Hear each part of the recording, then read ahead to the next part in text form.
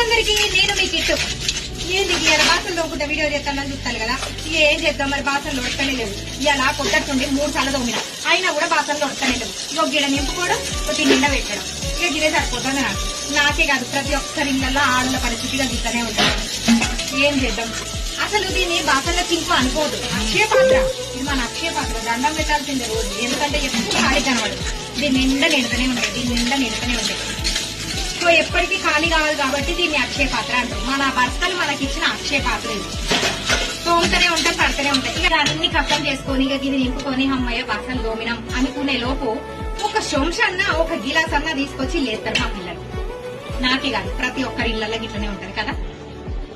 ఏం చేస్తాం మళ్ళీ మొగోళ్ళు అంటారు కదా, మీకేం పని వండుకొని తినడమేనా, మీకేమన్నా పని ఉందా? మేము నలుగుట్లా పోయి 4 పనులు చేసుకొని మేము ఎన్ని మాటలు పడుకుంటూ వస్తాం. నిజమే, ఒప్పుకుంటా, మొగోళ్ళు బాగానే పని చేసి వస్తారు, బయట ఎన్నో కష్టాలు పడుకుంటూ మీరు వస్తారు. కానీ ఆడలు కూడా మామూలు పని కాదు ఇంట్లో, అర్థమైందా? ఇన్ని తీర్ల చేసి పెట్టాలి. ఆడలు జ్వరం వచ్చి పడుకున్నారనుకో మీకు ఫుడ్ ఉండదు.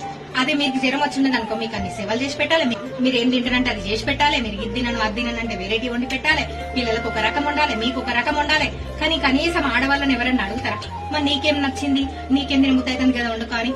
ప్రతి ఒక్కరి ఇంట్లో చెప్తానా, ఆడవాళ్ళు నచ్చింది వండుకొని తినే తినరు. మా పిల్లలకి ఇది ఇష్టం అని చేసినా, మా ఆయనకి ఇది ఇష్టం అని చేసినా, మా అత్తకి ఇది ఇష్టం అని చేసినా.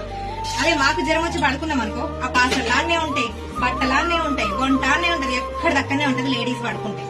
కాబట్టి ఎట్లనో శాతనైనా శాత కాకపోయినా లేట్ చేసుకునేటోళ్ళే ఆడవాళ్ళు. అంటే ఎంతైనా ఆడవాళ్ళు గ్రేట్ అని నేను చెప్తాను. ఒప్పుకున్నా ఒప్పుకోకపోయినా ఇది నిజం.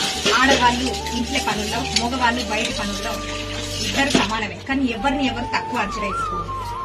అదే నేను చెప్తున్నా. మీరేమంటారో కామెంట్ చేయండి. Thank you so much.